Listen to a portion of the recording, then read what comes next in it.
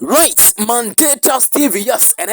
yes, I'm sure at the Shamu Pimnandra. Urim say Ghana Football Association. Na anyasem go transfer no. It me eba awie. Yes, Ghana Premier League gonna transfers nina. It me eba awie no nsam and so it me sen krobia Kumase Asante Kotoko. It me emeki signings, last minute signings, and so it me epimo na Kotoko players womo it me asane nina yede honsam no. It me eba players afri Kotoko. Amonso it me ekono yede honsam no and so it me eba ntene no. Time to cool. Na unsuti and some be Kotoko trip to any attack no friendlies a Kotoko ebebono a honsam jere eba and tenewodia and they say oh subscribe to Mandatas TV. Who subscribe here? Turn on notification. Say be ya the story tuma unso obe notify na wanya na unso wet me ashe na bibia enso at me akwi it me edmaneno my fan chasenko any yankopon shira enko enfme subscribers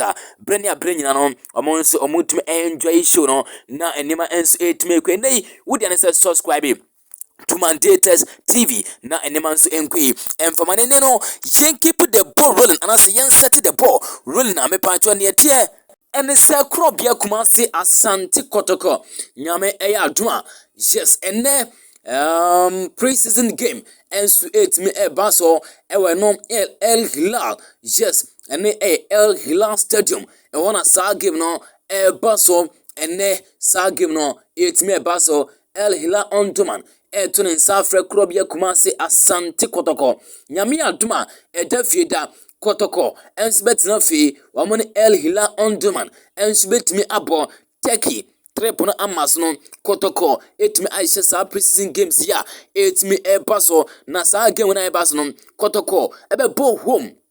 mbebo home na home na mo bon pacho mbebo ewo no Sudan ho but Kotoko ebebo as a home team na enima enso atimi akwei etimi eti amount enu atini etie enso omofiri ho Sunday 28th of August wamone Simba FC ebetimi abo Kotoko any Simba FC ebetimi abo na enima enso atimi akwei etimi eti amount wamone Simba ebo wi a eno se 30th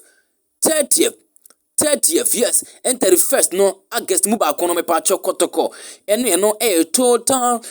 Confederations Cup participant team bia owo Sudan wa obo eno Confederations Cup no enso betimi abo nti nyame atuma etenne Abrante Ibrahim Moro Asia Kotoko nyame aduma kwasieda Augustine Okra Asia Kotoko omunyina ebo etemo former team a ehonsam no yede adan yes Simba FC ebebo against Kotoko Sansna El Hilal ebebo against Kotoko na total no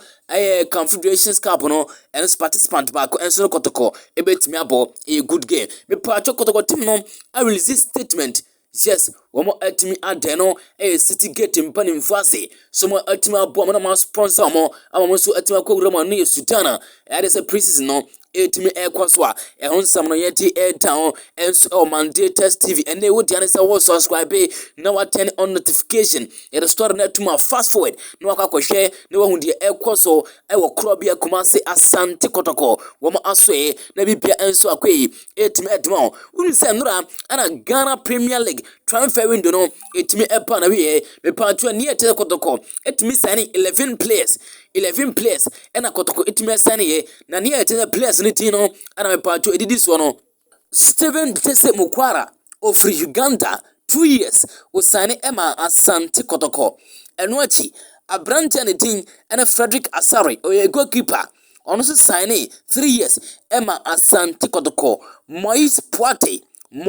Poite enso fi Cameroon oye goalkeeper osane 3 years ema Asante Kotoko enuanchi Abrante ne din en Enoch Morrison formerly of Kim Pfizer 3 years wasane ema Kotoko Thomas Pele 2 years onso esane ema krobia Kumase Asante Kotoko enuanchi Abrante ne din en Ernest Oseipoku onso esane ema krobia Kumase Asante Kotoko e midfielder ema bia enso ekwedimo ana Abrante ne din ene Eric Sesi Eric Serge Zesi ono nso efiri eno Ivory Coast ono nso ye midfielder was signing Emma Asante Kotoko enu achi Sharif Mohammed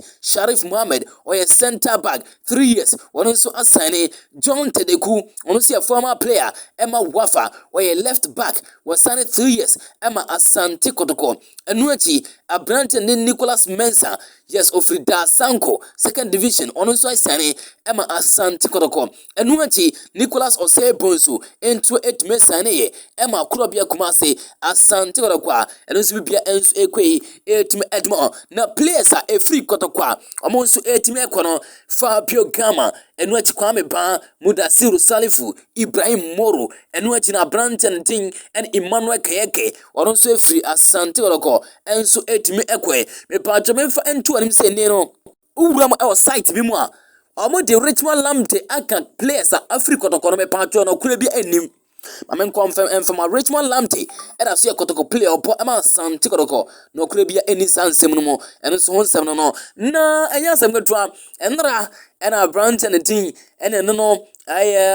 Ibrahim Moro etimi ekoshia Kotoko mpanimfo na ya ampansamo ne anu mo agitwen kama na Abrante se mo ba be hye eno Kotoko ena na ya mposa ka se wo kura wonye qualify video no e wa ha ye be etime da chone nei odia ne se wo be subscribe na onso watimi leave comment yenti se man na mposa etime ekarache Ibrahim Moro se o ka che ne se masa wo kura won qualify se game no ebebobi uni no urama qualification so be etime abobi yenti